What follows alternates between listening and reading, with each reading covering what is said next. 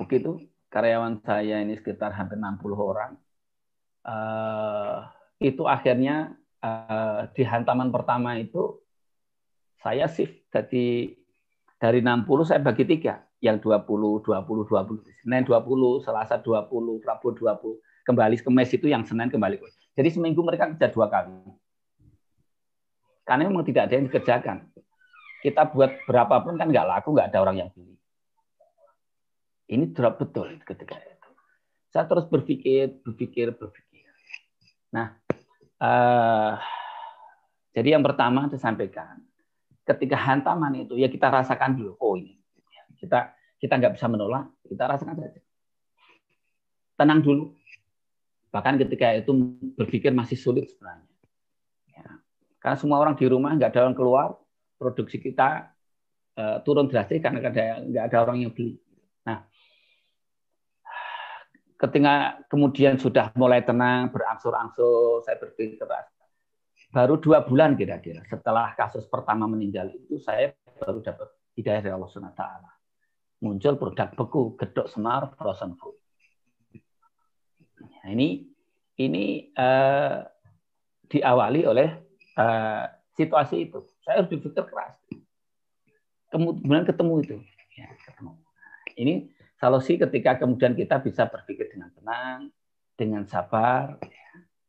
Nah, ini yang menjadi tema pertama kita itu, bahwa ketika musibah, krisis itu menghantam, tenang dulu, jangan reaktif, jangan kemudian mengambil langkah dengan tergesa-gesa.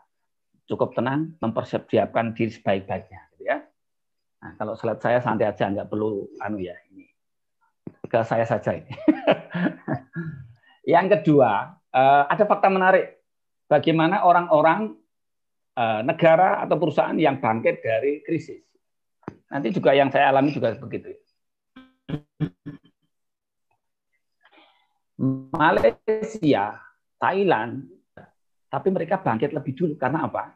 Ternyata Malaysia, Thailand, dan beberapa negara yang lain itu punya devisa, punya tabungan. Tabungan duit cash gar itu. Punya tabungan itu. Sehingga ketika badai menghantam, cukup diam saja. Diam. Ditunggu aja, badai itu berlalu. Ketika badai berlalu, kemudian perlahan-lahan mulai berdiri. Begitu. Ini juga dialami perusahaan-perusahaan ketika itu. Yang keropos dalamnya nggak punya tabungan, itu mesti mati untuk selamanya. Sementara yang punya kas, tabungan segar, itu perlahan-lahan bangkit. Alhamdulillah, saya juga mengalami hal yang sama. Ketika ide sudah muncul, gedok smart frozen food itu, saya juga perlu modal lagi. Saya buat toko di seberang jalan itu, ya hampir 20 juta. Kemudian saya mesti beli beberapa alat freezer dan yang lain-lain. Jadi kurang lebih 30 juta. Saya cukup tenang di situ karena apa? Saya siap yang 30 juta itu tanpa harus mikir utang mana lagi. Cukup tenang gitu. Maka persediaan kita itu membuat kita tenang, bisa berpikir jernih. Ini fakta menarik.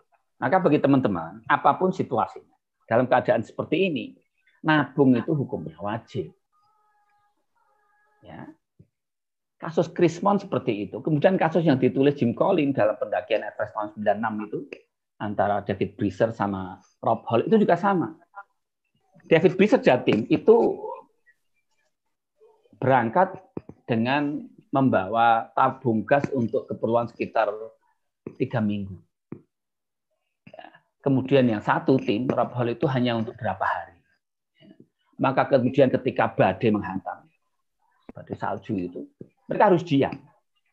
Diam untuk lebih dari seminggu. Itu bermasalah bagi tim Rob Hall. Oksigennya habis, tabung gas sudah habis. Maka pasukannya meninggal.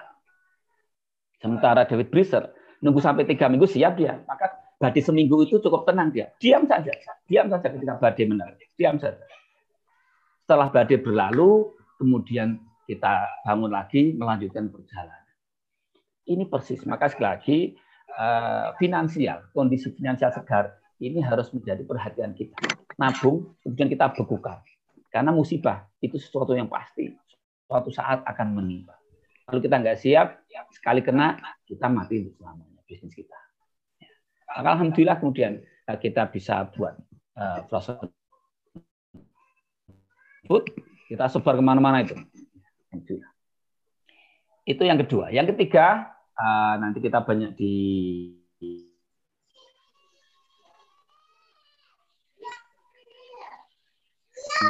bincang-bincang saja ya. Kemudian yang ketiga, kita lihat ketika krisis itu orang-orang ada di rumah semua, tidak ada orang keluar rumah, semuanya takut, sehingga banyak aktivitas di rumah. Kemudian saya melihat yang eksis ternyata toko-toko di tetangga saya itu semuanya hidup. Paling orang keluar hanya untuk beli kebutuhan sangat besar, karena nggak ada orang keluar rumah. Akhirnya saya muncul itu Gedok Semar Frozen. Laris banget ketika itu yang ngirim ke Jogja itu ada 4 atau 5 agen.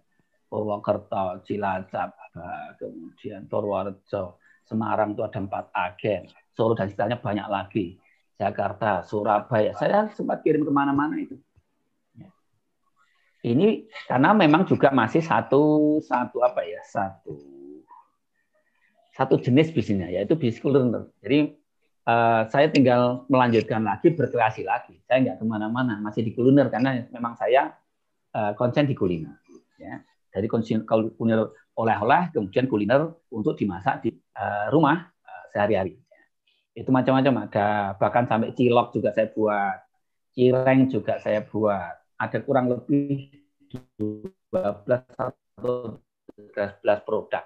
Kita kirim kemana-mana dalam kondisi beku. Alhamdulillah ini. Jadi ini mencermati. Sementara peluang yang lain sebenarnya banyak, cuman ini bukan bisnis saya, bukan bisnis saya.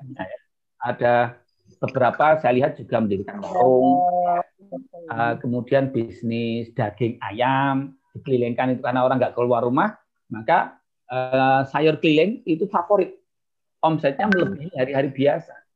Nah, yang berani keluar yang laris gitu. Maka tukang sayur ini juga meningkat drastis ketika. Nah, itu yang ketiga, bagaimana kita mencermati ketika pandemi, krisis menimpa itu, apa yang paling diperlukan orang-orang, itu bisnis kita. Itu peluang kita. Kemudian yang keempat, atau yang terakhir, saya lihat seiring dengan orang-orang mulai keluar rumah, kan boring ya. Kasus meninggal tambah, kasus positif tambah, tapi orang-orang udah boring di rumah, jelas gitu. Masuk di rumah terus, nyambut gawe, enggak gimana. Akhirnya keluar rumah. Ketika orang-orang keluar rumah, itu mereka butuh wisata lagi. Alhamdulillah. Tapi belum sampai rombongan bis. Keluarga-keluarga itu sudah mulai keluar. Ya. Goncengan pakai motor, pakai mobil, itu sudah luar biasa. Tapi seiring dengan kondisi corona ini, kemampuan ekonomi, daya beli masyarakat juga turun. Maka kalau akhirnya kemudian mereka punya uang double, mereka wisata, makan di tempat, jajan-jajan begitu, pulang mampir oleh-oleh ke tempat saya. Tapi kalau mereka punya uang hanya satu, tidak double, mereka cukup keluar, jajan, pulang, nggak mampir oleh-oleh. Nah, ketika orang-orang mulai keluar, frozen food ini turun penjualan saya. Karena orang-orang milih jajan di luar, tidak lagi masak di rumah. Saya mikir, oh ini sudah seperti ini lagi. Saya ikuti itu. Maka yang keempat adalah bagaimana kita mengikuti terus perkembangan dari krisis ini. Kita menyesuaikan saja, tidak ada masalah itu. Kita ikuti saja. Ya. Saya melihat kalau orang punya satu uang saja, itu mereka akan jajan nasi. Gitu. Pilihannya begitu. Kalau nggak oleh-oleh. Kalau oleh-oleh mesti harus punya uang double. Maka kemudian setelah orang-orang keluar rumah itu frozen food berkurang, tapi kebutuhan untuk Gedok Semar yang reguler, yang biasa itu mulai naik. Ya. Tapi tetap saya melihat bahwa warung-warung makan, warung-warung nasi itu sangat eksis. Karena ini juga masih kuliner, akhirnya saya kemudian tanggal 17 Agustus kemarin, saya barengke dengan hari kemerdekaan kita, saya buka baru bisnis ayam goreng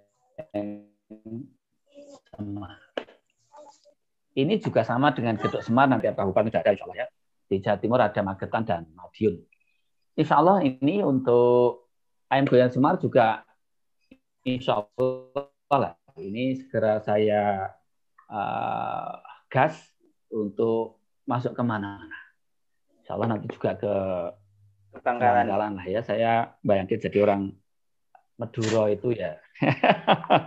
Saya nggak seumur-umur belum pernah ke Madura. Jadi kalau saya bayangin Madura itu kayak apa. Paling banter saya itu ke Banyuwangi di waktu masih mahasiswa. Saya pecinta alam.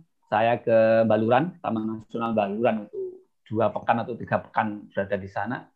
Itu berkumpul dengan beberapa orang Madura di kampung-kampung kecil di hutan Baluran itu. Ya.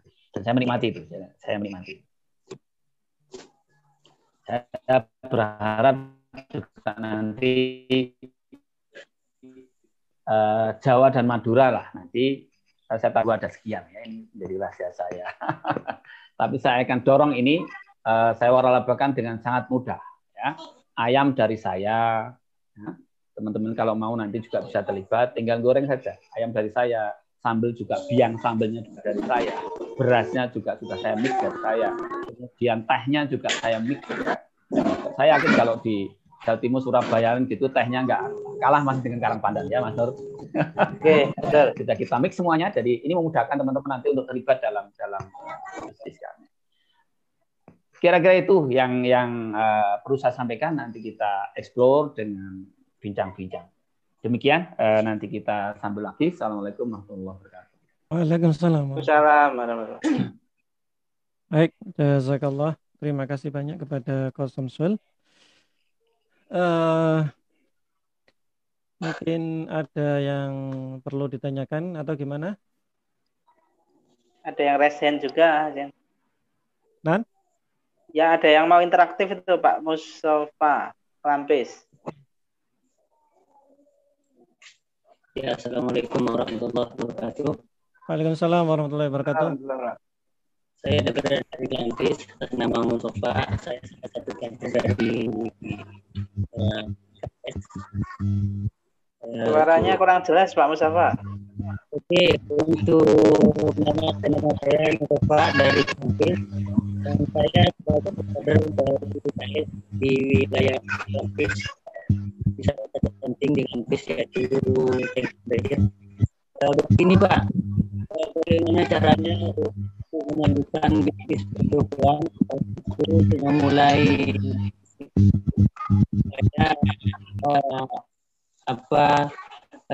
bahan-bahan itu menjadi lebih lengkap.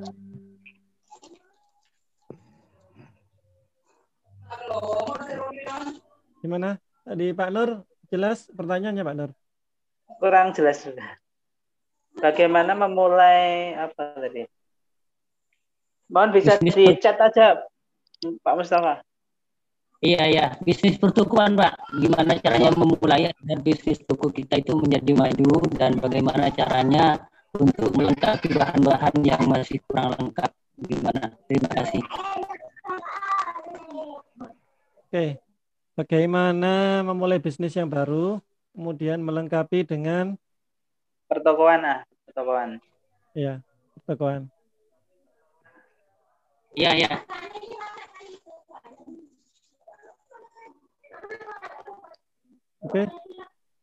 Oke, Pak. Ya. Ini coach siapa ini? Coach Samsul atau Coach Arif?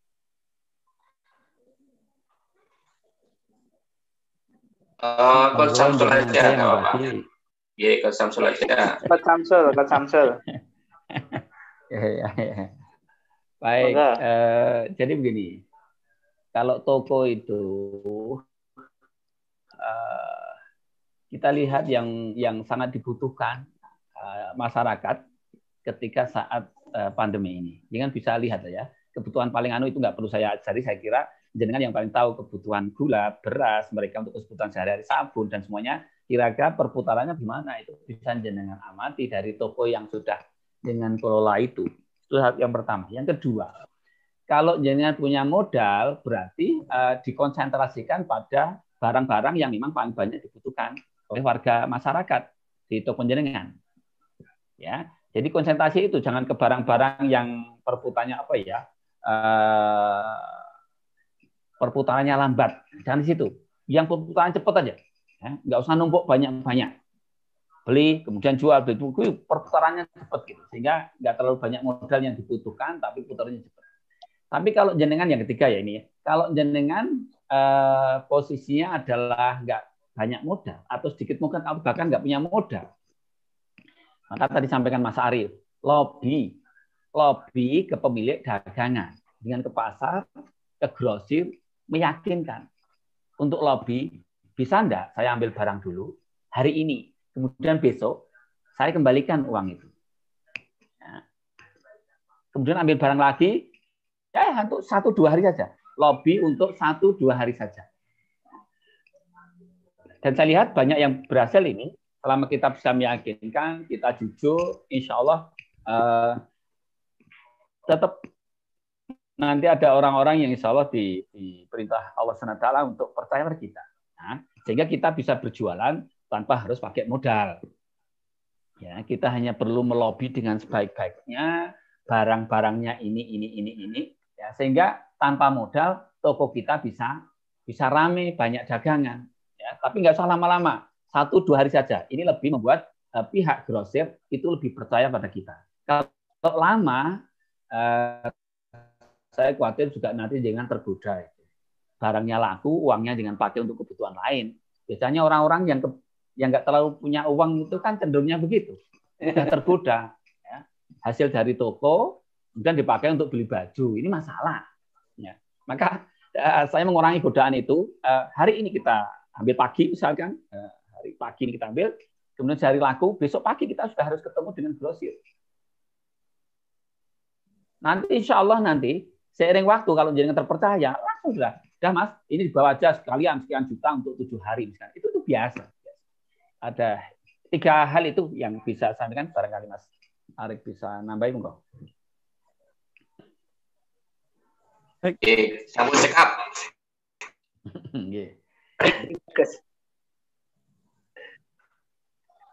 Yang di chat ada Mas Yeni yang di chat banyak pertanyaan itu. Oke. Baik, tadi saya coba meneruskan ya. Jadi Pak siapa tadi namanya, Pak Mustafa? Ya, Pak Mustafa. Belanjanya atau belanja bahan dan barang yang perputarannya cepat gitu ya. Jadi kalau belanja bahan dan barang yang perputarannya cepat. Kemudian belanja bahan yang lebih dibutuhkan sama konsumen. Ya, seperti itu. Kemudian pertanyaan berikutnya.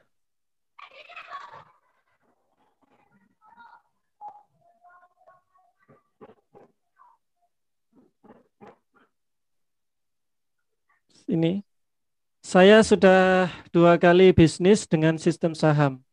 Sampai saya rugi 200 juta. Memang sih di kedua jenis bisnis tersebut perusahaan tidak berbadan hukum legal. Karena melibatkan kawan-kawan dan jamaah. Pertanyaannya, bagaimana caranya kita bisa bisnis dengan cara kolaborasi dengan aman di kedua pihak. Tidak ada yang menzolimi dan terzolimi. Monggo, Coach Samsul. Itu Mas Arief saja itu. Kayak mulai gunakan modal-modal orang lain tuh hasil Mas Arief. Coach Arief, pakai modal monggo. orang lain.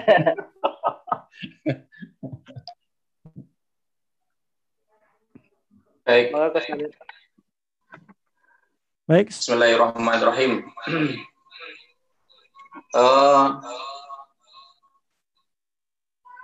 Satu hal yang perlu dipahami bahwa para pebisnis selain modal uang, satu hal yang harus dipahami bahwa modal komitmen itu sangat penting. Kemudian tentang ilmu itu juga sangat penting. Jadi saya misalkan ketika saya itu di properti, saya perlu memiliki skill di lapangan. Insya Allah ilmu A sampai Z secara teoritis, insya Allah masih lebih banyak daripada teman-teman yang menjalankan itu di lapangan. Pahami. Sehingga ketika mengajak, artinya secara resiko dan sebagainya itu analisa risiko bisnis, visibility bisnis, itu juga perlu betul-betul diperhatikan.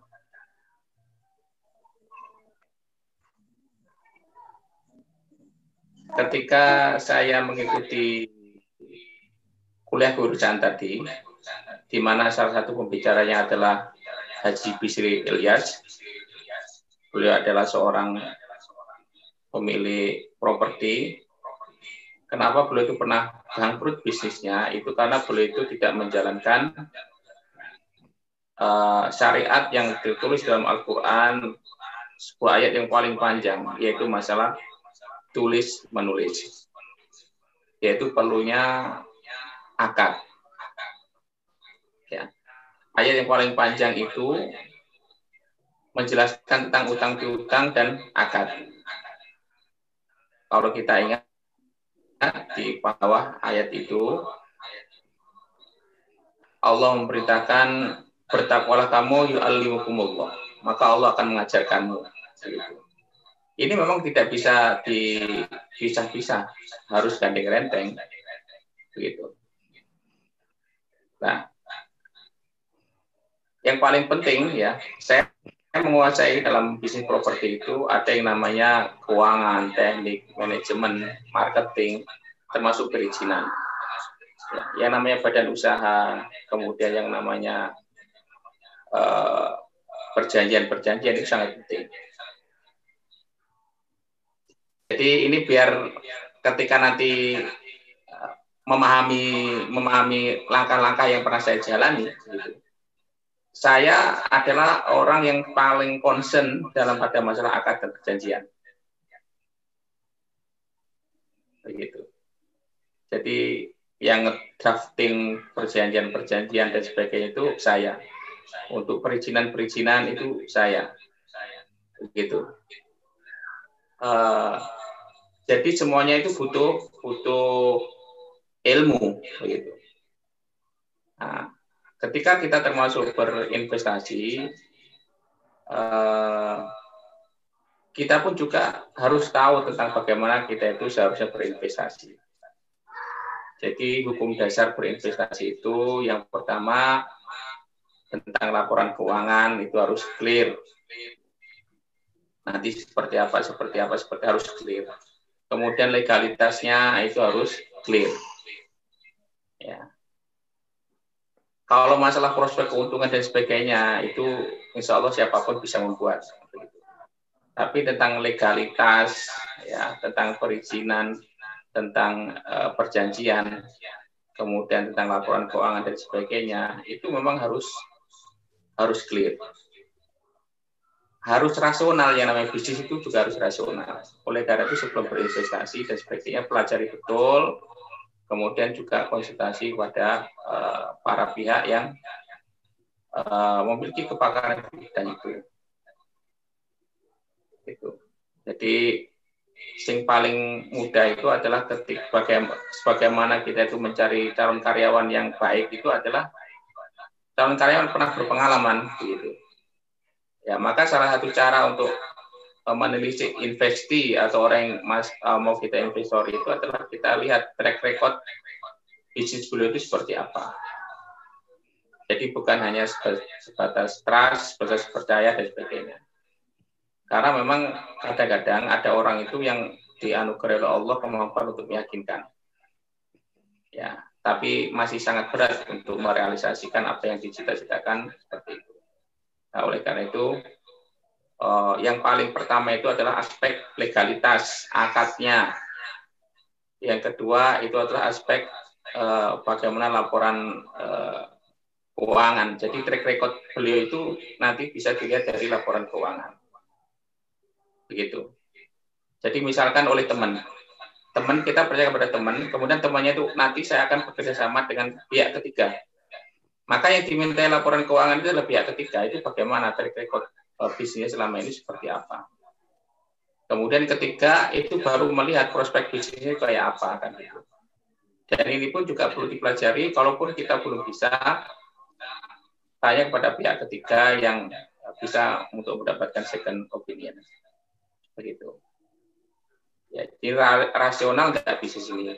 Kadang-kadang orang itu mudah terjebak dengan wah itu sekian dapat sekian kan gitu. Wallahu a'lam bishawab. Jadi memang itu, jadi memang harus betul-betul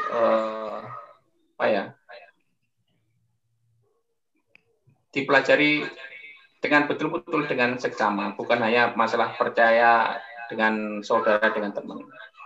Jadi sebagai informasi, dulu itu investor pertama kami kita itu alhamdulillah mendapat pengembalian investasi sampai 100% dari investasi beliau. Sesuai dengan apa yang kami, itu kan berbasis ya, karena ini mau bisnis properti dan alhamdulillah bisa kita realisasikan waktu itu. Ini contoh kasus. Tetapi sambil kita itu berjalan, kita juga punya tabungan, kita juga punya skema pemodalan yang lain. Akhirnya kan tidak selalu bahwa kita itu dengan investor perorangan dan sebagainya. Oke, mungkin gitu insya Allah. Baik, terima kasih penjelasannya Coach Arif. Ini ada pertanyaan lagi. Ini kayaknya untuk Coach Samsul ini. Jadi apa cara terbaik untuk memasarkan bisnis kuliner? Ya. Mungkin bisa dijelaskan Coach Samsul. Pertanyaannya simpel sekali. Ya. Terima kasih. Sebelum itu barangkali sebelumnya ini kayaknya Mas Bayu ini dia kuliner pecel ini. Oh, warung pecel ya. Oke, monggo. Ya, jadi gini. Sedikit saya masuk ke pertanyaan yang tadi sudah dibahas oleh Mas Arif. Saya tambah sedikit bahwa kalau kita terlibat dalam investasi, tambahan dari saya adalah 2. Kita lihat usahanya sudah bonafit atau belum. Jangan yang baru mulai. Karena orang yang baru mulai itu biasanya banyak masalah. Ilmunya masih terbatas, pengalamannya terbatas. Yang kedua, orangnya bonafit enggak. Secara akhlak itu orangnya terpercaya enggak. Nah, itu tambahan dari saya untuk uraian dari Mas Arif. Kemudian masuk yang ke pecel. Kalau warung pecel, saya kira warung pecel di Jawa Timur ini termasuk spesial ya. Di Solo itu hampir setiap tempat ada soto bening Solo itu. Sudah hampir setiap tempat. Jogja setiap tempat itu ada gudeg. Kayaknya Jawa Timur setiap tempat ada pecel. Pecel Magetan, pecel Madiun, nah itu sudah kondang. Jangan nggak usah terlalu ribet piye carane masarke. Pertama, pecel jenengan itu dibandingkan dengan para master. Kita baru mulai misalkan. Kita lihat juara-juara di sekitar kita itu warung mana, warung pecel yang mana. Kita harus bisa membandingkan itu. Kualitas pecel kita dengan mereka. Ya. Kalau jenengan kesulitan membandingkan, kita ora cocok dengan bisnis kuliner. Kita nggak tahu enak ra enak itu kan masalah. Jadi lidah kita itu harus standar. Oh, ini masih jauh dengan master. Kemudian atau kita sudah, ini sudah persis dengan master ini.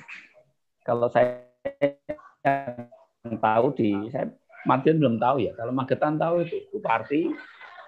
Di sana ada 2 legenda, Buparti sama Mbak Mira. Misalkan pecel Buparti itu legenda pertama, yang kedua Mbak Mira. Saya sudah kenal semua itu.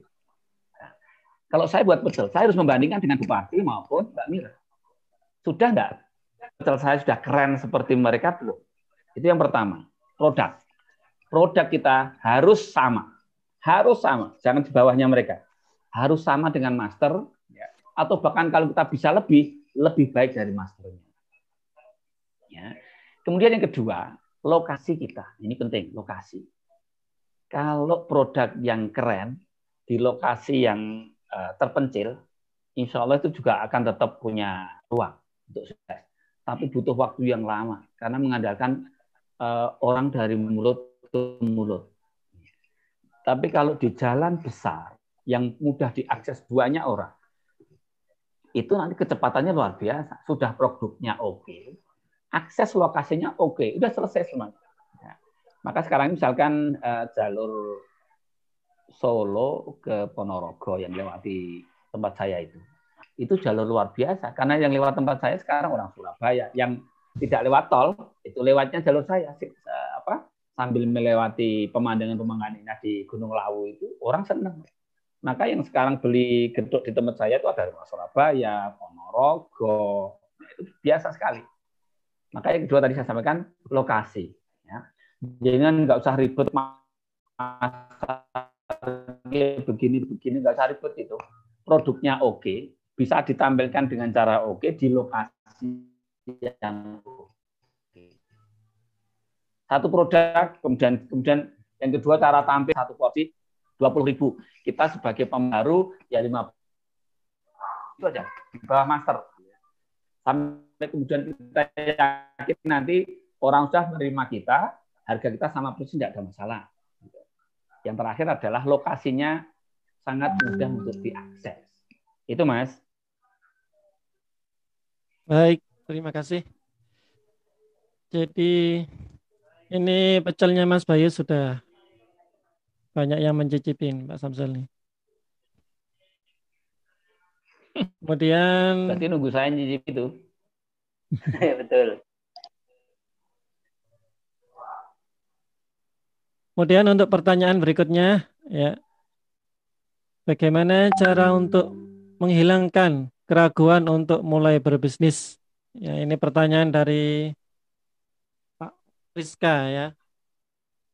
Pak Rizka ini kayaknya karyawan ini. Bagaimana cara untuk menghilangkan keraguan untuk mulai berbisnis?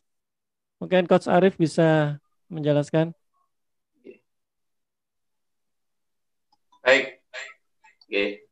Terima kasih. Kita mulai lagi seperti ketika kita mau belajar naik sepeda. Kenapa sih kita itu mau belajar naik sepeda? Kita mau belajar naik sepeda itu karena kita ingin berangkat sekolah. Kalau setiap hari diantarkan Bapak Ibu, kasihan. Kita ingin bermain dengan teman-teman. Karena teman-teman sekarang sudah punya sepeda, terus kemudian mereka ke sana kemari. Kalau nggak bisa naik sepeda, kita akan ketinggalan. Kita juga nggak mau jadi beban teman-teman, karena kita selalu dibonceng, kan begitu. Artinya salah satu yang membuat kita itu bisa dan mau merasakan rasanya belajar naik sepeda itu, action untuk belajar naik sepeda itu karena ada sebuah alasan. Nah, oleh karena itu, tadi sudah saya sampaikan, temukan alasan yang sangat kuat yang membuat kita itu mau berbisnis.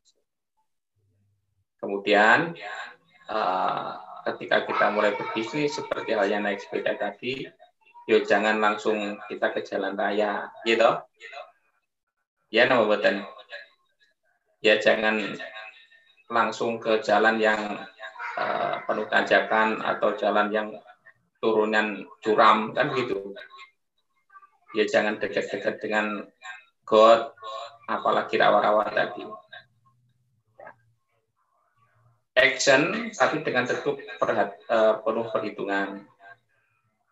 Kita juga mengajak bapak kita, emas kita, atau yang jauh lebih senior dalam bisnis. Kita minta didampingi, kan begitu. Jadi, kalau mulai bisnis, ya seperti halnya ketika kita mau naik sepeda tadi, kita perlu ketemu dengan mentor, kita ketemu dengan coach, kita ketemu dengan konselor. Paling tidak, ketika kita ketemu dengan coach, mentor, atau konselor tadi, yang pertama, kalau konselor tadi, mungkin kita minta advice tentang permasalahan pribadi, tentang trauma-trauma, ya, yang itu nanti bisa dibantu oleh konselor.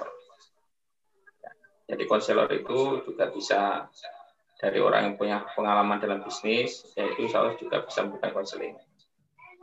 Yang kedua, coach ya, yang nanti bisa bantu tentang bagaimana kita itu dari sudut pandang orang lain. Oh, ternyata Bapak, Mas itu punya potensi di sini. Orangnya itu grafiak, orangnya itu mudah bergaul, orangnya itu mudah mencari teman, ya, begitu. Atau orangnya itu tekun, Mas Anies sama ini pintar lah. Itu yang namanya coach nanti akan membantu ini. Apa sih potensi kita itu? Yang itu akan dioptimalkan. Terus kemudian coach itu juga biasanya akan melihat apa sih kira-kira titik lemah kita itu. Misal kita itu punya potensi besar tapi nggak action. Nah, itu nanti dengan ketemu coach insya Allah akan dibantu terkait dengan itu. Yang ketiga adalah mentor. Mentor itu adalah orang yang ngajarin kita terkait dengan skill ya, baik itu soft skill maupun hard skill. Soft skill itu tentang manajemen, kemudian tentang kepemimpinan, ya. Kemudian juga hard skill, kalau misalkan kita pengen bisnis kuliner, ya nanti ketemu dengan orang yang sudah lama berbisnis kuliner. Saya dulu ketika terjun ke dunia catering, saya belum bisa apa-apa, tapi saya sudah silaturahim kepada pengusaha catering yang senior. Saya minta saran-sarannya bagaimana untuk action. Waktu itu beliau cukup ringan tipsnya. Wes sekarang itu minta brosur aja. Wes sekarang budal ke rumah-rumah, ke kantor-kantor, sebar-sebar brosur kan begitu.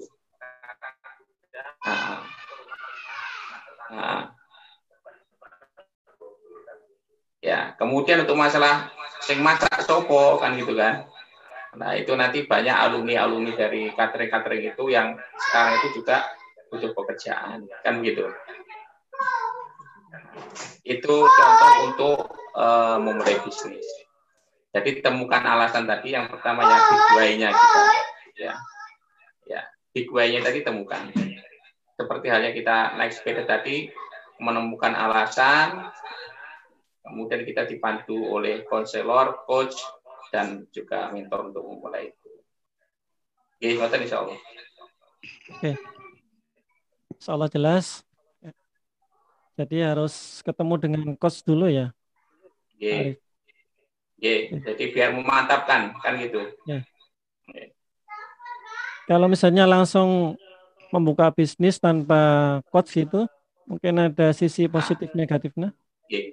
Ngeten, karena masing-masing kita itu kan beda. Jadi memulainya kan beda. Ada orang itu gawanane iki positif thinking, gawanane itu optimis banget kan gitu.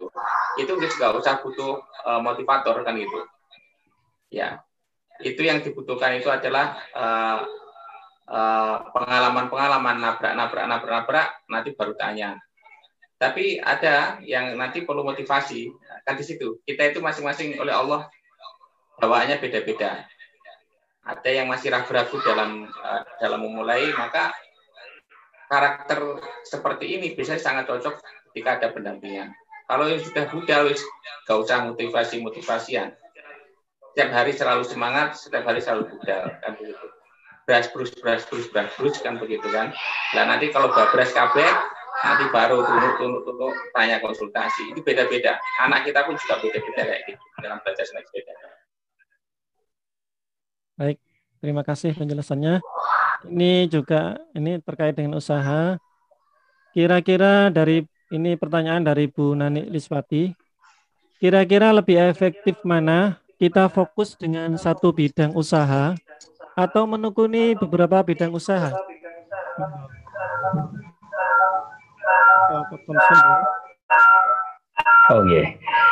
Oke Mas. Jadi gini, orang-orang yang sukses punya banyak bisnis itu biasanya sudah raksasa mereka itu. Kalau seperti kita, ini kalau saya dengan teman-teman yang ada di Karanganyar hukumnya wajib. wis siji wae nggak usah macam-macam. Mulai dari satu bisnis, kemudian saya sampaikan, kalau pemula itu kejar targetnya adalah laba bersih, dan bersih betul itu ya, laba bersih per bulan 10 juta. Itu baru pemula yang sehat. Kalau belum itu nggak usah macam-macam. Tambah bisnis apa lagi, itu nggak karu-karuan. Ya. Jadi minimal 10 juta. Karena dengan 10 juta insya Allah saya pikir untuk biaya sekolah anak-anak juga cukup. Ya. Untuk jajan-jajan juga cukup. Untuk ngaji, dakwah juga insya Allah cukup. Kalau belum 10, nggak usah bermimpinya macam-macam. Itu aja tahap 1 itu. Saya sama teman-teman Karanganyar, 10 juta bersih per bulan, itu betul-betul pemula yang berbahagia. Ya, itu baru 10, belum apa-apa itu sebenarnya. Tapi itu menjadi ukuran kalau saya dengan teman-teman, ukuran bahwa usahanya sudah bisa untuk cerita-cerita. Begitu, Mas. 10 juta ini margin keuntungan atau gimana, Pak Samsul? Laba bersih. Laba bersih, bukan 10 omset. juta. Kalau omset itu hanya 300.000 itu per hari. Baik.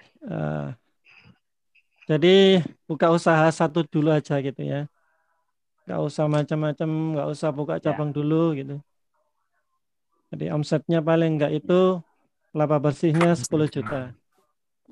Kira-kira usaha apa ini? Saya tambahi. Okay. Saya tambahi. Karena tadi disampaikan ada istilah cabang. Ya. Kalau kita mau buka cabang, dari satu usaha, jenis satu usaha saja ya. Misalkan saya gedok semalam. Bermula dari hanya satu. Tapi karena ini mengkilat, cemerlang, maka semua orang akhirnya meminta untuk ikut menjualkan. Jadi satu kita poles sampai mengkilap. Setelah mengkilap, kita nggak perlu merayu banyak orang yang akan berdatangan. Sampai hari ini saya masih nolak terus orang-orang yang mau ikut menjualkan gedok. Saya bandingkan dengan misalkan ayam goreng itu kan baru berumur setengah. Itu pun karena saya pun sudah punya branded di gedok itu, yang ayam goreng ini juga ada beberapa orang yang sudah meminta untuk ikutan buka cabang. Tapi bahwa ini bisnis yang satu, ayam goreng, gedok, rasanya satu. Dan kalau itu dua-duanya digabungkan pun masih bisnis kuliner saya. Bisnis kuliner saya. Memang saya fokus di kuliner. Itu tambahannya, Mas. Baik, terima kasih. Ini ada pertanyaan lagi. Ya. Pak Samsul, ini tanyanya dari Bu Eva Kurnia, Bangkalan. Pak Samsul tanya, yang pertama, bagaimana cara membaca situasi atau kondisi masyarakat sesuai kebutuhannya? Yang kedua, bagaimana menentukan target bisnis? Sudah itu. Oke, jadi begini.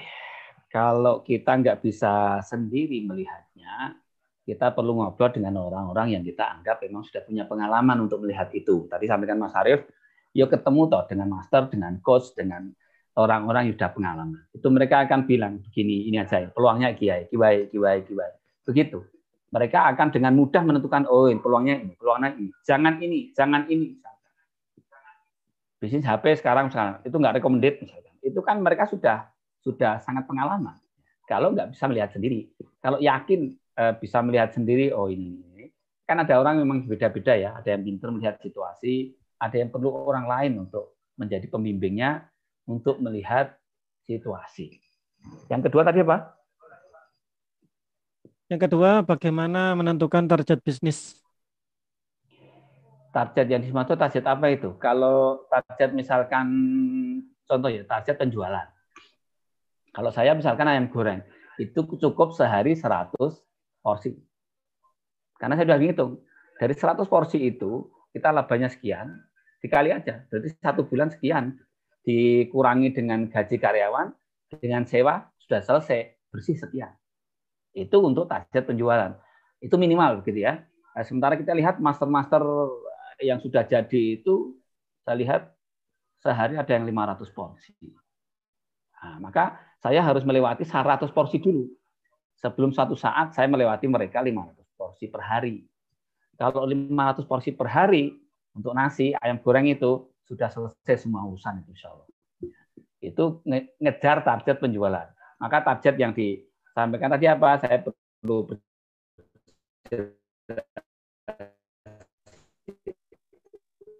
kemudian dari satu tipe para master-master ayam goreng itu sehari ada yang sampai 500 porsi. Saya hanya mikir saja, saya ngejar berapa mau ini ya, tiap bulan.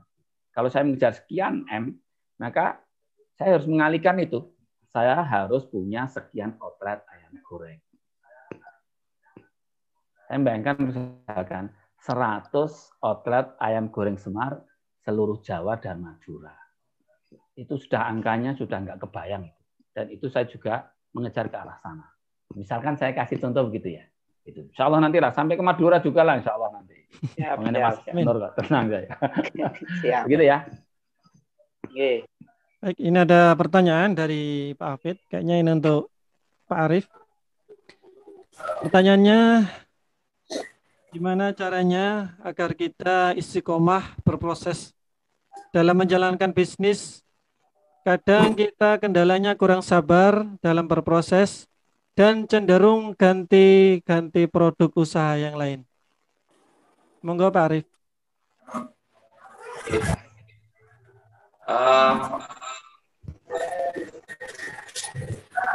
Ada sebuah ungkapan yang cukup menarik dari Jet Li. Saya itu bukan takut dengan orang yang memiliki 1000 jurus, tapi saya akan lebih takut pada yang memiliki 1 jurus, ya, tapi itu dilatih 1000 kali. Ada istilah itu deliberative practice. Seperti halnya David Beckham itu setelah dia itu latihan reguler, dia dalam salah satu keterangannya, sehabis teman-temannya itu istirahat, ya waktu temannya istirahat, dia itu akan melakukan tendangan sebanyak 45 kali dalam sehari sehabis sesi latihan berakhir. Itulah mengapa David Beckham tendangan bola matinya begitu luar biasa. Umpan dan asisnya begitu akurat. Begitu. Walaupun Beckham punya kekurangan dalam sisi dribbling ya, tapi umpan-umpan bola matinya itu begitu luar biasa, tendangan penaltinya, tendangan bebasnya, tendangan sudutnya luar biasa yang itu berkontribusi pada Manchester United dan Real Madrid pada waktu itu. Artinya apa? Bukan berarti bahwa orang-orang besar itu tidak pernah gagal. Tapi yang membedakan itu mereka itu adalah orang yang selalu bisa mengambil pelajaran dari kegagalan-kegagalan tersebut. Oleh karena itu saya sebut dengan muhaiminan, begitu. Jadi yang namanya kegagalan itu adalah feedback. Yang jadi masalah kita selama ini itu adalah kita itu gagal mengambil pelajaran atau feedback dari kegagalan-kegagalan ya dalam tanda kutip. Gagal di sini berpindah ya, wis gak ngambil feedbacknya juga gak ambil pelajarannya ya, ketemu di bisnis baru kegagalan lagi, pindah lagi begitu. Padahal ketika kita itu tekun pada satu jalur bisnis, oh ini pelajaran, oh masalahnya di sini. Terkadang itu yang salah itu bukan bisnisnya tapi kitanya kan gitu kan. Ya, kadang-kadang kita itu menyalahkan bisnisnya, oh bisnisnya itu yang salah. Padahal nikmati itu bisnis itu, terus belajar, terus jalani, temui orang-orang yang lebih ahli daripada kita. Siapa kalau istilahnya Coach Samsul tadi itu masternya itu siapa di situ? Kita temui, kita belajar di situ. Jadi kita itu masing-masing punya ada istilahnya blind spot begitu. Blind spot itu sisi buta dari kita. Kalau Muhammad Ali itu pernah mengatakan dia itu memiliki blind spot. Sisi dari skill kita, sisi dari kepribadian kita, sisi dari knowledge atau pengetahuan kita itu yang butuh masukan dari orang lain. Nah, ketika itu gagal, itu adalah momentum yang luar biasa. Kalau istilah kerennya itu adalah grounded fruit, begitu. Buah-buah yang sedang berjatuhan, begitu ya. Itu yang pelajaran yang itu betul-betul gratis, begitu. Pelajaran yang betul-betul gratis. Nah, saat-saat krisis seperti ini adalah pembelajaran yang luar biasa. Kita banyak belajar tentang bisnis kita, tentang apa yang kita alami saat ini. Itu adalah sarana untuk bagaimana kita melakukan perbaikan. Jadi kesimpulan yang ingin saya sampaikan bahwa jangan mudah-mudah untuk berubah-ubah bisnis. Ya, tekuni satu. Ya, tentu kita harus paham bagaimana cara ngambil untungnya itu kita harus paham. Ini kira-kira marginnya itu berapa, potensi profitnya itu berapa, kan begitu. Ya, kita harus paham. Dan bagaimana cara ambil untung paham. Cuma kita belum bisa ke situ kan itu. Tekuni terus begitu. Nanti ada sikap mental yang sifatnya umum. Nanti ada yang namanya skill dan knowledge yang sifatnya umum, ya. Ketika kita itu sudah menjadi master di bidang itu insya Allah akan relevan, ya, di satu saat ketika kita mengembangkan bisnis kita di sektor yang lain. Begitu. Jadi kalau tahapan bisnis itu kan ada yang namanya masih kita tuh sementing cari duit, ya cari makan dulu, kan gitu kan. Yang paling penting itu adalah kita menghasilkan profit, dari profit itu bisa untuk keberlangsungan hidup kita. Nanti ada fase berikutnya bagaimana kita itu sudah bisa menghasilkan profit yang berlebih, sudah bisa menghasilkan omset, cash flow sudah mulai berjalan, ketika kita sudah bisa menemukan pasar, menemukan strategi yang tepat, sudah menemukan niche market yang tepat gitu. Nah, ketika kita itu bisnis kita itu sudah tadi kalau Coach Samsul menyampaikan parameter profit, net profitnya adalah 10 juta misalkan, kita punya dari situ, itu baru kita bisa berpikir atau beralih ke yang lain. Jadi kadang-kadang itu beralih bisnis itu bukan bisnisnya yang salah atau pasarnya yang salah, tapi karena kita itu belum berhasil mengambil ibroh, belum berhasil mengambil manfaat dari kesalahan kita itu. Padahal itu pembelajaran yang begitu luar biasa. Belum sempat mengambil itu, kemudian kita pindah ke lain. Ketemu lain, seharusnya diambil lagi, pindah lagi, dan seterusnya. Begitu. Jadi prinsip ketukan, jadi hancurnya sebuah batu itu bukan karena, bisa jadi bukan karena satu atau dua ketukan pertama, tapi adalah ketukan 199 kali yang terakumulasi, ya kemudian pada ketukan ke 1000 itu. Jadi semuanya butuh proses. Istilahnya itu, seorang bisa dikatakan itu betul-betul mampu ketika dia itu sudah melewati 10.000 jam, atau itu kalau dikalkulasi dalam tahun 5 tahun. Begitu. Jadi betapa banyak bisnis itu yang tidak melampaui 5 tahun pertamanya, karena ya salah satu sebabnya itu berpindah ya dari bisnis satu ke bisnis yang lain karena tidak memiliki big why.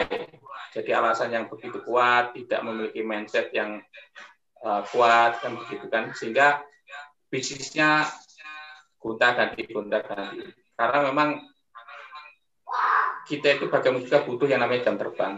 Salah satu parameter kesuksesan seorang pilot itu adalah jam terbangnya, elo rate-nya, begitu. Bukan hanya pinternya, tapi jam terbang. Jam terbang itu sangat penting bagi seorang bisnis. Ya, mungkin itu. Baik, terima kasih. Jadi pengalaman adalah guru yang terbaik, gitu ya, Coach. Oke. Baik. Alhamdulillah, insya Allah mungkin sudah paham, Mas Hafidz.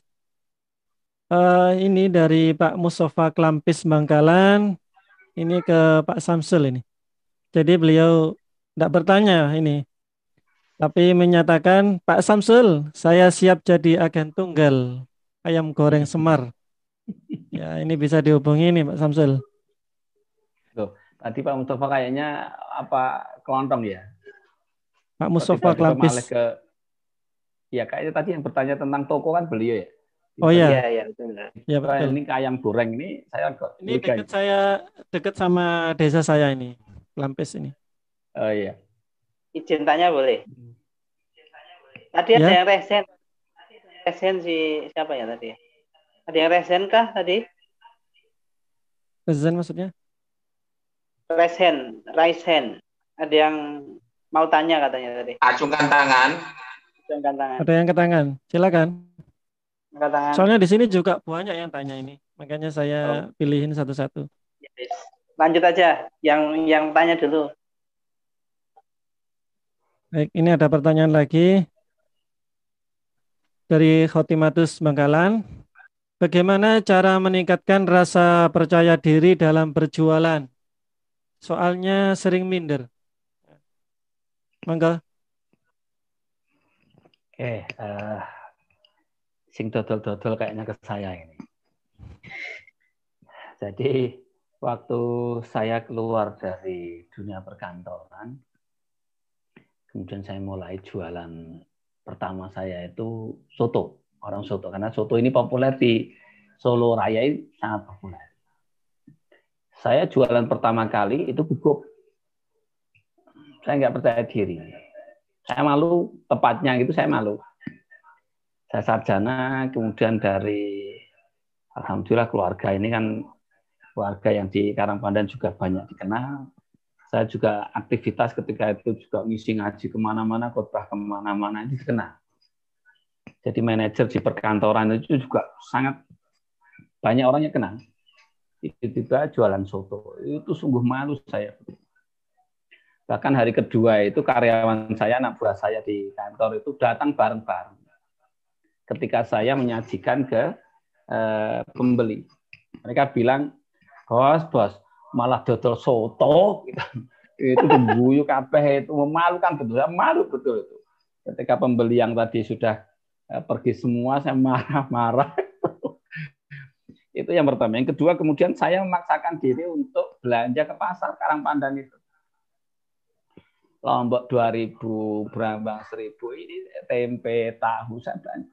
Di pekan pertama, pekan kedua saya malu juga. Seluruh pasar komentar semua, ini Pak Samsul kok dengaran Pak Samsul. Wah, heboh pasar itu. Saya malu ketika itu.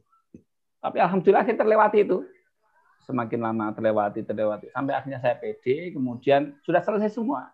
Justru ketika saya sudah selesai, orang yang mau beli di warung saya itu ketika kenal dengan saya nggak jadi beli. Oke, saya yang ngadeni itu oke. Wah, aku pakai karo Pak Samsul, mau aku ngaji ini sama beliau, tuku soto diladeni beliau nggak enak, nggak jadi akhirnya. Nah, akhirnya dan begitu saya simpulkan, ini harus butuh orang lain. Maka saya akhirnya ngebos lah istilah ya, yang meladeni yang semuanya itu orang lain. Jadi orang-orang akhirnya yang kenal saya juga nyaman jajan di saya. Maka tadi disampaikan Mas Arif, dilalui aja, wes. Pokoknya dilakoni wae. Isen wis karepe gitu. Apalagi kalau jenengan bukan orang yang, mohon maaf ya, bukan orang yang kondang. Sak kabupaten kenal dengan semua, itu bermasalah kalau jenengan harus turun drastis. Tapi kalau jenengan hanya dikenal di tingkat kecamatan, bisa santai aja, gak usah perlu macam-macam, jalan aja gitu ya. Insya Allah nanti lama kelamaan akan tumbuh gitu. Kan saya juga sama, saya Bapak Ibu pegawai. Saya dapat keluarga di Karangpandan ini juga keluarga pegawai. Jadi kami ini dua suami istri ini, saya dan istri ini dari keluarga pegawai. Kalau harus memulai di bisnis, itu melewati hijab psikologis luar biasa. Temboknya tinggi ya, dan tebal sekali. Saya harus melewati itu. Ketika kemudian sudah terlewati, alhamdulillah semuanya sampai hari ini semuanya biasa-biasa saja. Saya kira Bu siapa itu tadi dilakui aja Bu, dilakoni wes, serasa nisan kabeh wong tawari itu akan ada sendiri nanti waktu kemudian malu, perasaan itu akan hilang. Kemudian terganti dengan perasaan gembira, nawarki kemana-mana jualan apa-apa gembira. Begitu. Baik, terima kasih Pak Samsul. Ini ada pertanyaan lagi dari Pak Muhyi. Ya, Pak Muhyi bertanya ke Pak Samsul. Pak Samsul, berapa modal untuk menjadi penjual ayam semar? Sepertinya prospek bagus di Bangkalan. Alamat Pak Samsul di mana? Ini bisa Japri aja itu. Via WhatsApp atau gimana nih? Pak Muhyi ini orangnya terkenal, Pak Samsul. Banyak. Ya, makasih Mas. followernya. Jadi saya sampaikan terima kasih atas antusias teman-teman di Bangkalan untuk bermitra dengan saya. Saya ini orangnya praktis. Ya, kita lihat beda saya sama Mas Arif. Mas Arif kan orangnya teliti gitu ya, cermat, macam-macam itu ya. Saya ya kayak petarung jalanan aja. Saya praktis, sederhana, ya, simple gitu. Kalau insya Allah tidak banyak, sudah saya sampaikan tidak banyak. Nanti bisa jalpi, ya. Tapi insya Allah nggak banyak. Yang kedua, yang penting juga dengan buktikan sekali-kali main dulu ke Karanganyar. Kan saya satu kecamatan dengan Mas Nur Hidayat ini. Ya. Beda desa saja itu. Dirasake, Mas Nur juga perlu pulang ngerasake betul nanti. Oh ayamnya enak, oh nasinya enak, oh tehnya enak, oh sambelnya oke. Kalau jenengan belum oke, jenengan jangan menawarkan diri dulu. Atau mungkin gini, bisa saya balik. Satu saat saya memang perlu ke Madura, nanti digoreng di sana ya, biar sekalian rasanya enak tenan begitu. Sekalian kunjungan gitu kerja ya. Waktu Dewan. Makasih. Corona ini tidak banyak kunjungan ini. Oh, iya.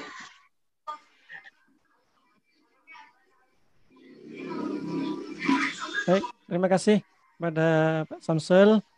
Mungkin nanti Pak Muhyi ya bisa berhubungan langsung dengan beliau. Baik, untuk pertanyaan berikutnya ini ke Pak Arif, Pak dari Azurheri CR. Mohon tips dan trik cara menaikkan omset. Simple pertanyaannya, monggo Pak Arif. Baik. Bismillah, kebetulan saya ini juga dapat amanah sebagai master di coach dari Coach Fahmi. Jadi grounded business coaching dan grounded leadership coaching. Ada di situ istilah 9 pilar bisnis yang namanya meningkatkan omset, ya, namanya profit itu adalah bagaimana omset dikurangi dengan cost. Itu rumus sederhana sekali. Begitu. Pertanyaannya itu adalah bagaimana untuk menaikkan omset. Omset itu, pilar omset itu adalah penjualan. Dan pilar dari penjualan itu adalah ditopang dengan yang namanya kepuasan pelanggan. Begitu. Jadi salah satu cara untuk menghasilkan omset itu ya dengan meningkatkan penjualan. Ya. Penjualan itu lahir dari yang namanya proses marketing. Ya, namanya penjualan itu nanti ada yang namanya marketing, ada yang namanya kepuasan pelanggan itu. Ada istilah yang namanya funneling. Ada istilah funneling yang itu digagas oleh Brad Sugars, ya, dari Action Coach, ya, perintis Action Coach pusat, bahwa semuanya itu yang pertama untuk meningkatkan omset, jelas itu adalah meningkatkan adanya lead, ya. Jadi kalau misalkan kita misalkan ini, kalau saya boleh tahu di bidang apa nggak usahanya? Yang sabar. Oh, percetakan. Oh, percetakan, ya. Misalkan untuk percetakan, ya, maka kita harus melakukan aktivitas marketing. Namanya aktivitas marketing itu bisa lewat WA group, kemudian bisa lewat Facebook dan sebagainya. Maka yang perlu kita lakukan itu adalah bagaimana kita itu meningkatkan aktivitas marketing kita. Biasanya yang namanya penjualan itu akan berbanding lurus dengan banyaknya lead yang masuk. Lead yang masuk itu adalah inbox yang masuk ke Facebook kita, chat yang masuk ke dalam WA kita, SMS yang masuk dalam HP kita, begitu. Atau kunjungan yang banyak datang ke outlet kita. Ya. Maka itu selalu yang namanya omset itu akan berbanding lurus dengan itu. Ya, kalau kita itu ingin memperbanyak omset, maka perbanyak lead, ya, perbanyak kunjungan, perbanyak inbox, perbanyak chat ke internal WA kita, kemudian banyak SMS, banyak call ya, banyak panggilan, begitu. Perbanyak itu. Ya kemudian yang berikutnya itu tentu perbanyak yang namanya konversi. Ya, ada istilah lead ratio. Kalau saya dulu di bisnis properti ada istilah lead ratio 20:1. Dari 20 kunjungan, 1 itu closing jadi konsumen.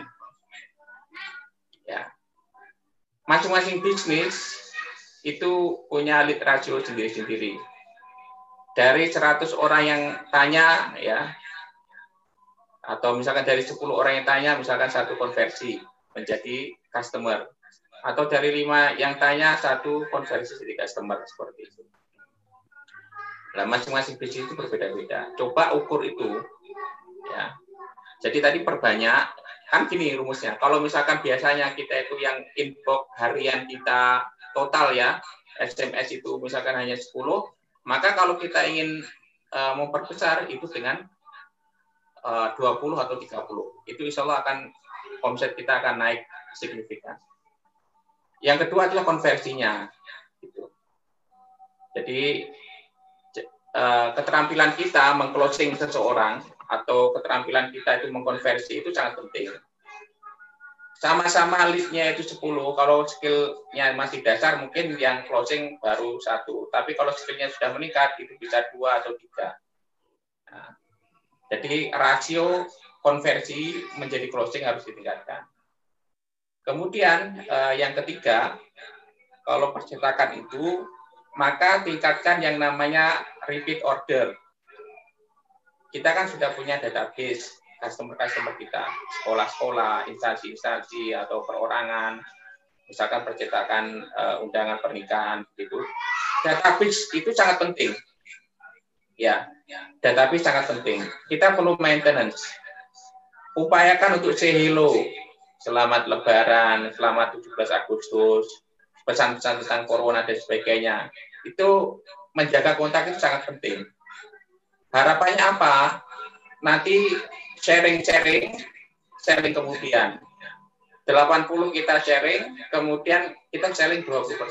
Kita jualan.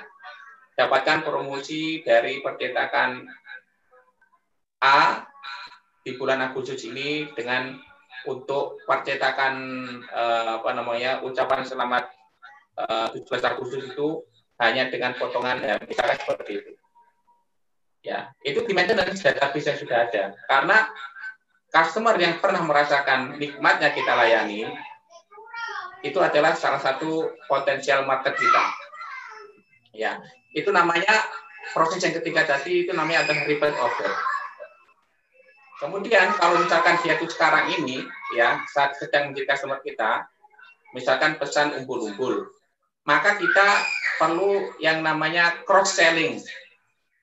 Cross selling itu apa? Cross selling, jenengan misalkan ini bahasa Indonesia ya. Oh Bapak menginginkan umbul-umbul ya, enggak bendera sekalian Bapak, atau enggak flyer sekalian Bapak, kan begitu. Ini seperti yang dilakukan oleh kasirnya Indomaret itu. Ini biskuit sedang promo loh Bapak, enggak beli sekalian 2 dapat 3. Ya. Itu namanya cross selling. Gitu. Kalau tadi adalah repeat order, maka sekarang adalah cross selling. Gitu. Nah, ada proses yang berikutnya namanya upselling. Upselling itu adalah misalkan biasanya itu beliau langganan, ya. Jadi beliau di kecamatan mana, ya, itu menjadi agen kita, ya. Beliau dapat pesanan dari tetangganya, desain ke kita, kemudian juga nyetak ke kita. Ya, maka upselling itu adalah bagaimana yang biasanya agen kita itu bisa melayani 300 eksemplar undangan misalkan itu per bulan, itu kita kasih target misalkan, kita kasih insentif misalkan, kalau misalkan sampai 500 begitu, maka jenengan dapat bonus kalian. Jadi ini juga akan memperbesar omset begitu. Kemudian yang terakhir itu adalah ini menjadi salah satu pilar. Itu adalah bagaimana customer loyal kita itu bisa menjadi referral ya, menjadi referensi, memberikan referensi kepada customer yang lain. Prinsipnya, satu konsumen yang puas, dia akan mereferensikan ke 10 orang.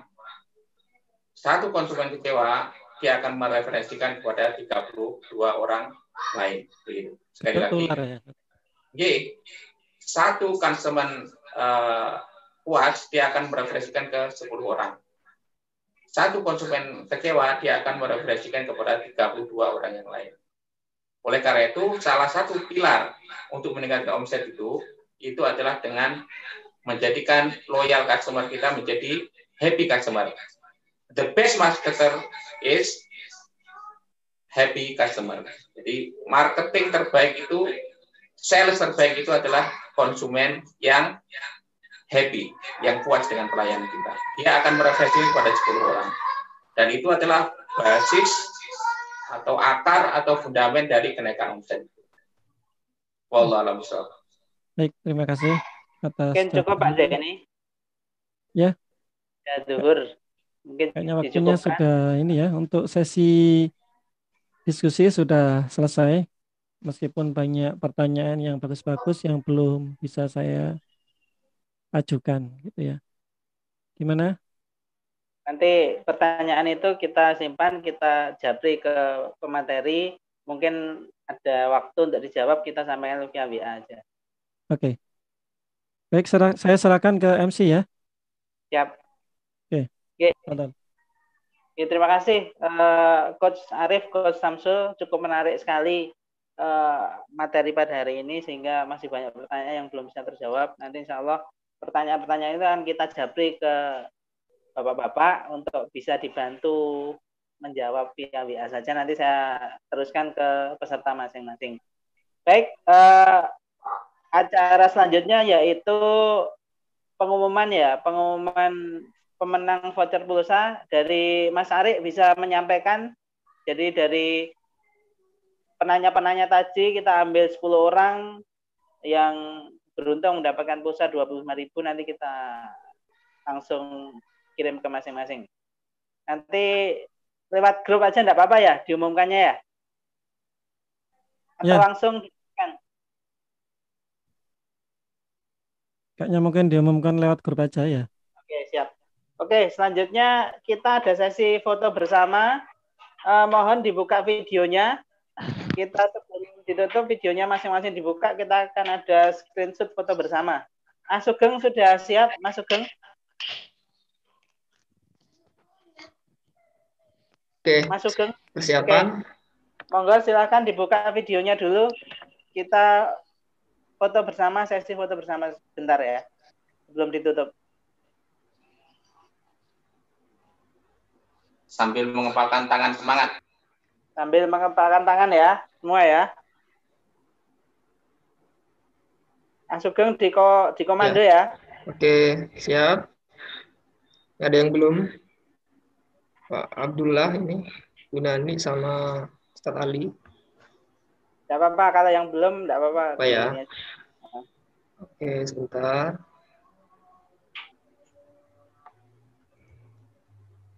Masih ini ya. Ditahan dulu ininya, posisinya. Gila, masuk begitu tuh. Halo. Sudah? Belum. Oke.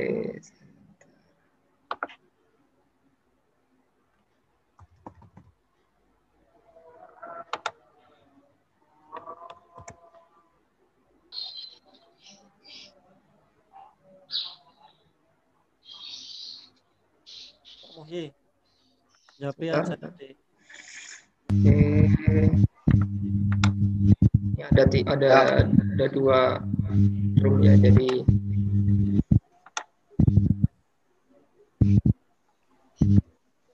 Sudah? Oke, Oke, sudah. ya, terima kasih rekan-rekan semua, sahabat-sahabat WA dimanapun Anda berada. Insya Allah acara kita akan rutin kita adakan webinar. Jadi tiap bulan akan ada tema yang berbeda-beda dari kami. Terima kasih kami sampaikan kepada Coach Arif, Coach Samsul. Nanti kita sambung silaturahim lagi. Sebelum kita tutup, Pak Yai Toha, apakah ada ini untuk menutup dengan doa? Pak Yai? Kayaknya belum nyambung ya. Pak Bahrun ada enggak, Pak Bahrun?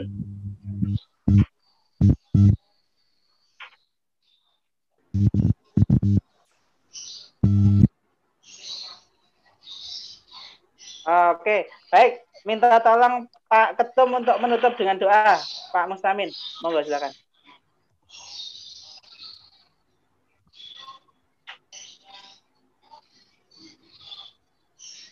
Pak Ketum, dipersilakan.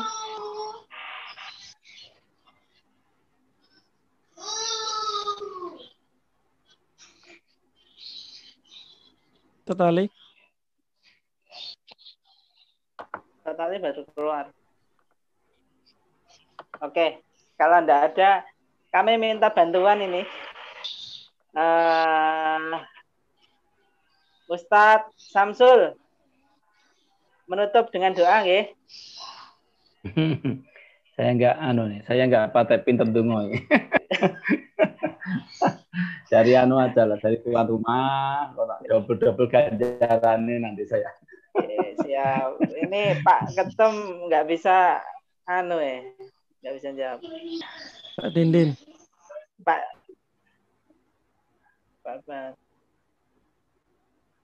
Oke, baik. Kalau gitu kita tutup aja dengan istighfar 3 kali dan doa kafaratul majlis bersama ya. Astagfirullahaladzim, alladzi la ilaha illa huwal hayyul qayyum wa atubu ilaik. Astagfirullahaladzim, alladzi la ilaha illa huwal hayyul qayyum wa atubu ilaik. Astagfirullahaladzim, alladzi la ilaha illa huwal qayyum wa atubu ilaik. Subhanakallahumma wa bihamdika asyhadu an la ilaha illa anta astaghfiruka wa atubu ilaik. Sampai ketemu di acara selanjutnya. Terima kasih. Wassalamualaikum warahmatullahi wabarakatuh. Waalaikumsalam warahmatullahi wabarakatuh. Terima kasih Pak Nur, Pak Arif, Pak Samsul. Sama-sama. Waalaikumsalam. Terima kasih. Monggo, mohon pamit dulu. Monggo. Terima kasih.